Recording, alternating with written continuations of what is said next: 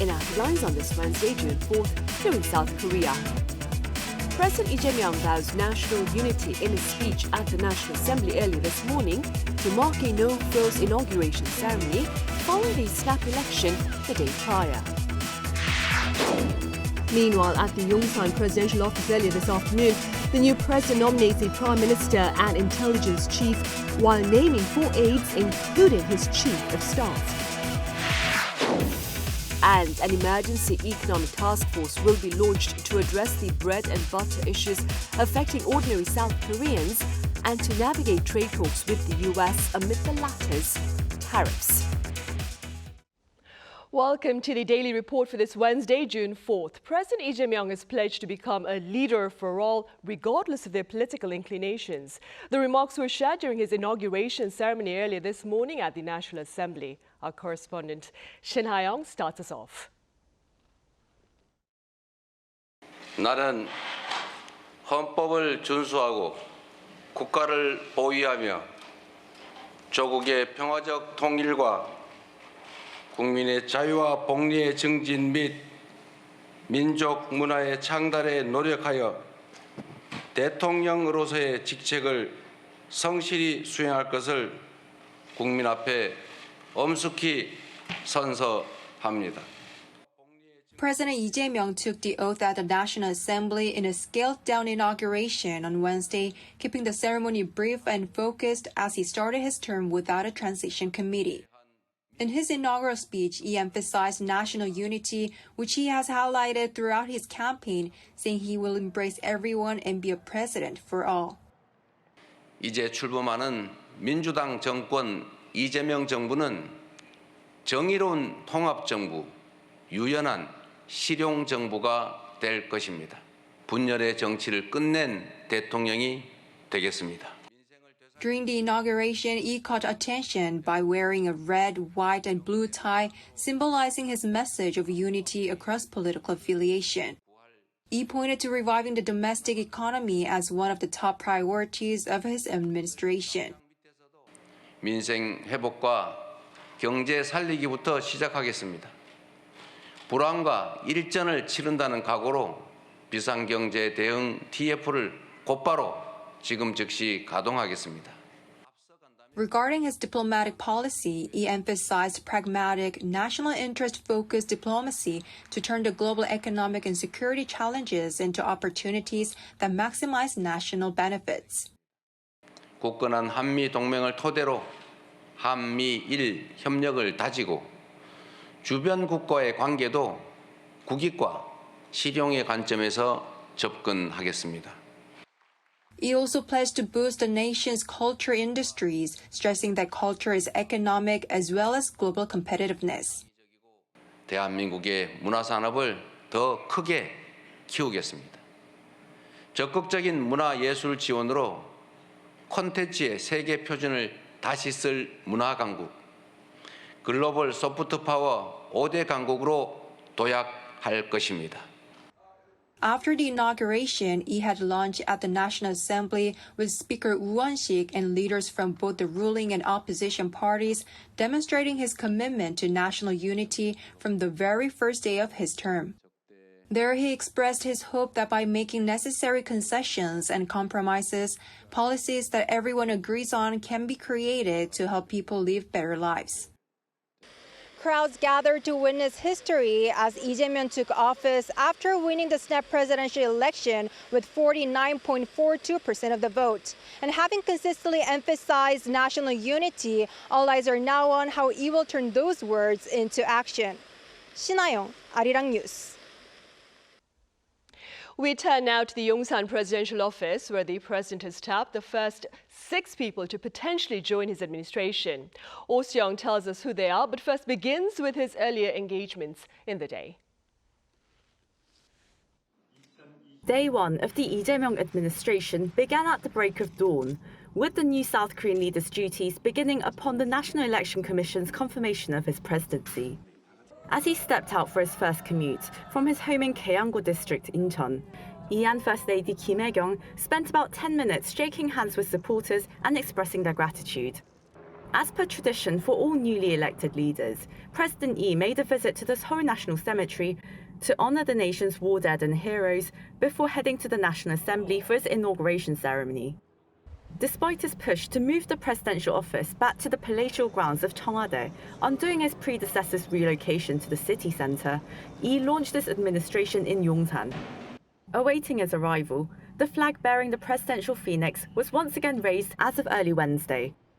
Staying true to his pledge to begin his duties straight away, the president personally announced his key appointments. 존경하는 국민 여러분, 지금 우리는 경제와 민생 회복 그리고 지속 가능한 성장의 토대를 다시 세워야 할 시점입니다. 저는 오늘 국민에 대한 충직함과 책임 그리고 실력을 갖춘 인사들과 함께 국민 주권 정부의 새 출발을 시작합니다. In a briefing to reporters, Lee named four-time lawmaker Kim Min-seok as Prime Minister nominee and as National Intelligence Service Director, former Unification Minister Lee Dong-seok, who's an experienced negotiator and policy expert in inter-Korean relations. These two positions require parliamentary approval. However, senior aides working directly with the president assumed their positions right away, without a separate vetting process. Lee appointed as his chief presidential secretary lawmaker Kang Won-sik, one of the key strategists behind his election campaigns.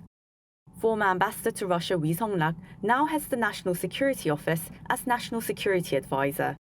Former Army General Hwang In-kwon leads the Presidential Security Service, tasked with protecting the president and his family. Professor-turned-politician Kang Yoo-jung has become the presidential spokesperson. As for future ministerial appointments, President Lee said he would like to take his time to gather opinions from the public, the ruling and opposition parties and members of the media. He further said restructuring the presidential office won't happen today or tomorrow, as his administration will focus first on emergency measures for economic recovery. Oh Soo-young, Arirang News. And the newly appointed president has also spoken of plans to launch an emergency economic task force to address the bread and butter issues affecting ordinary Koreans and to navigate tariff talks with the US. Our business correspondent Lee Soo-jin reports. South Korea's newly elected president Lee Jae-myung is swiftly moving to deliver on a key campaign pledge, revival of the economy. Following his inauguration ceremony at the National Assembly on Wednesday, President Lee announced that an emergency economic response task force will be launched immediately. 민생 회복과 경제 살리기부터 시작하겠습니다. 불황과 일전을 치른다는 각오로 비상경제 대응 TF를 곧바로 지금 즉시 가동하겠습니다. 국가 재정을 마중물로 삼아 경제의 선순환을 되살리겠습니다. This comes as growth projections for South Korea's economy have been revised downward by both domestic and foreign institutions. The Bank of Korea just last week slashed its GDP growth forecast for this year to 0.8% from 1.5% in its economic outlook report. And the OECD on Tuesday lowered South Korea's 2025 growth forecast to 1%, down 0.5 percentage points from its earlier projection. While it is yet unclear who will take on the dual role of finance and deputy prime minister, the appointee is expected to lead the task force in overseeing pressing economic issues. This includes overseeing a planned economic supplementary budget amounting to 30 trillion won or $22 billion to boost domestic demand. But as the ruling Democratic Party is expected to maintain a majority in the National Assembly for the next 3 years until the 2028 general election, the new administration is likely to face fewer hurdles in carrying out its policy agenda. The new administration will also have to navigate high-stakes negotiations with the Trump administration.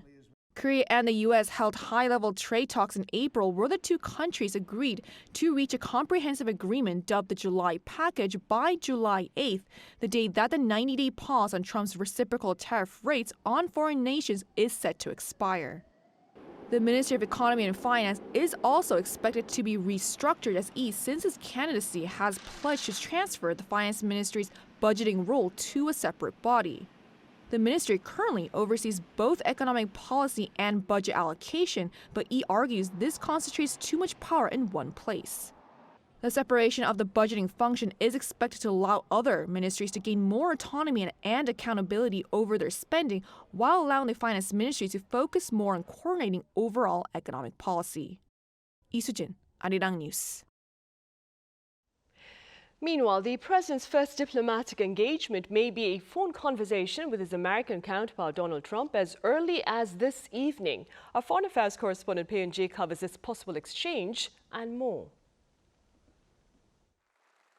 South Korea's new president, Lee Jae-myung, has vowed to focus on foreign policy that puts national interest first. In an address to the public upon taking office, he said he will focus on pragmatic diplomacy. 국익 중심의 실용 외교를 통해 글로벌 경제 안보 환경 대전환의 위기를 국익 극대화의 기회로 만들겠습니다. 굳건한 한미 동맹을 토대로 한미일 협력을 다지고 주변 국가의 관계도 국익과 실용의 관점에서 접근하겠습니다. Throughout his campaign, Lee repeatedly called for a balance in diplomacy so that the country can continue to develop an alliance with the U.S. in the long term, while not neglecting ties with China and Russia at the same time. Lee is expected to hold a phone call with U.S. President Donald Trump as early as Wednesday night on day one of his presidency. While the call will likely be focused on congratulating Lee on his inauguration, there is a possibility that they'll discuss bilateral issues such as tariffs and North Korea's nuclear threats. Lee, who has earlier pledged to open communication channels with North Korea, will also seek ways to build peace on the Korean peninsula. On his first day in office, he ordered the country's head of the Joint Chiefs of Staff to maintain strong defense readiness. 특히 지금 상황이 매우 유동적이기 때문에 말씀하신 것처럼 한미연합 방위 태세를 근간으로 해서 북한군 동향도 잘 파악해 보시고 빈틈없이 대비 태세를 잘 유지해 주시길 바랍니다. Meanwhile, the U.S. State Department on Tuesday local time congratulated Lee on his election win, while noting that the two countries share a strong commitment to their alliance. It also said Washington will continue to deepen trilateral cooperation with Japan. According to Reuters, the White House reacted by saying that although South Korea's election was free and fair, it said it remains concerned about Chinese interference in democracies around the world. Separately, China's Xinhua State News Agency says Xi Jinping also sent a congratulatory message to the new South Korean president. With tariffs and the potential reduction of U.S. troops remaining as key challenges for the new government, eyes are on how the administration will address them. Pei Eun-jae, Arirang News. For quite a number of his supporters, President Lee Jae-myung's personal story of pain and perseverance served to strike a deep chord. That being said, our Park Eun-woo shares his journey from poverty to presidency. 저희가 흑수저도 아니고 무수저 출신 집안이라 여러분들이 보시는 것처럼 우리 가족들 사이에 아픔이 많습니다. Even his biggest critics won't be able to deny that Lee Jae-myung, the newly elected president of South Korea, is self-made. Lee, who is 61 years old, was born in Andong as the fifth of 7 children. Facing severe financial hardship, he inflated his age to work in factories and suffered from industrial accidents, one leaving his arm permanently disabled and exempting him from military service. Despite this, he studied on his own to pass middle and high school equivalency exams, later earning a college scholarship. The year he graduated, he also passed South Korea's notoriously difficult bar exam, setting him on the path to becoming a human rights lawyer. And his background as an underage laborer and human rights lawyer heavily influenced his political career, which began as the city of Seongnam's mayor in 2010 and drove his focus on policies addressing social conflict and equality. Lee Jae-myung identified polarization and significant disparity is the root cause of the social conflicts. So he suggests artificial intelligence and maybe renewable energy and cultural content industry. He suggests to maintain our growth, to reduce our social division. After gaining attention for his bold progressive policies as mayor, he went on to become the governor of Gyeonggi-do Province, which expanded his political base and help launch his presidential runs. Although he narrowly lost to former President Yoon Suk-yeol by just 0.73 percentage points in 2022, one of the tightest races in Korean history, Yoon's failed attempt to invoke martial law later paved the way for I's ultimately successful bid this year. But while his rags to riches story inspired many, the nation's deep political divide was laid bare when he was stabbed by an assailant posing as a supporter last year. With polarization remaining a pressing issue, I's emphasis on the importance of unity throughout the campaign signals that national cohesion will be a key theme of his presidency. 우리 사회의 지금 가장 큰 과제 중에 하나가 사회 통합이라고 보여집니다. 그렇게 해야 민생도 회복하고 또 경제도 회복하고 또 모두가 기회와 성과를 함께 누리면서 희망을 가지고 살아가는 정상적인 민주국가, 민주공화국이 될 수 있는 것입니다. 박건우, 아리랑 뉴스. And the local bourse rallied on this Wednesday, bolstered by foreign investors and institutions. The benchmark Kospi hit a fresh high to close trade today at over 2,770, soaring more than 2% from its previous session.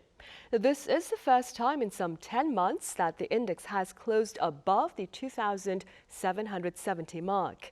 The tech-heavy Kosdaq also gained more than 1% to end at over 750.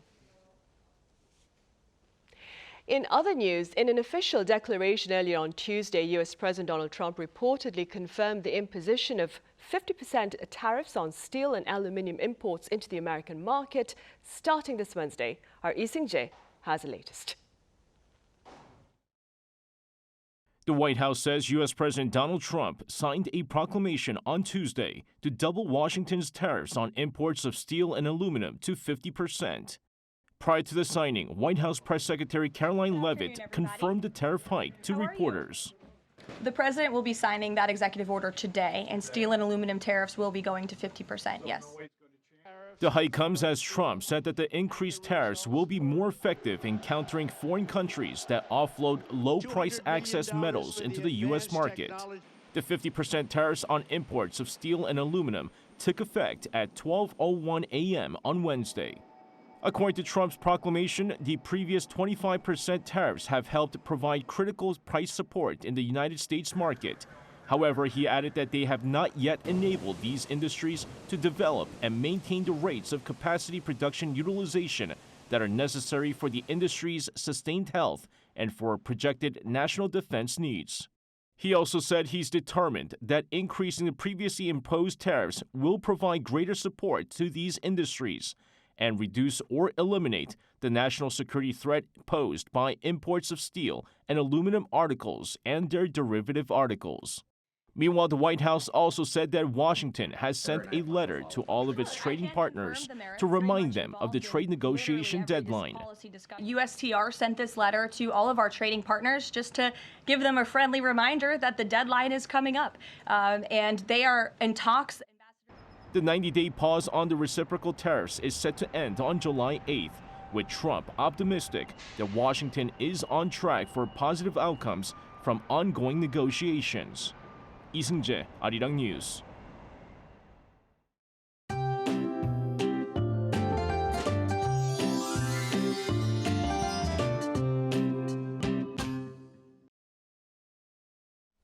Seoul started cool this morning at around 15 degrees Celsius. In the middle of the day, Seoul rose up to 25 degrees, and the central parts of the country had slightly lower temperatures than yesterday. However, the south was hotter than yesterday at nearly 30 degrees.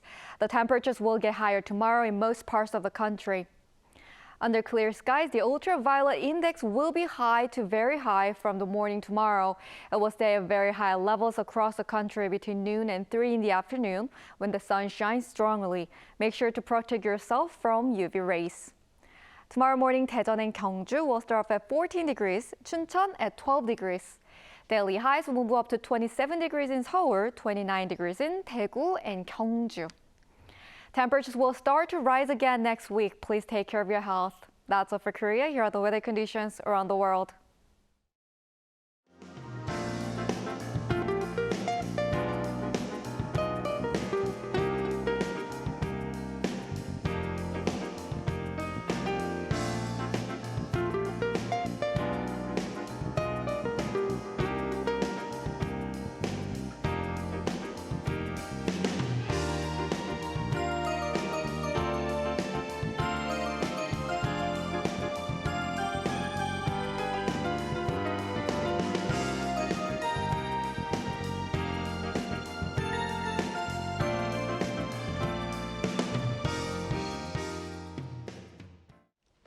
those are the headlines at this hour here in South Korea. As always, thank you for watching.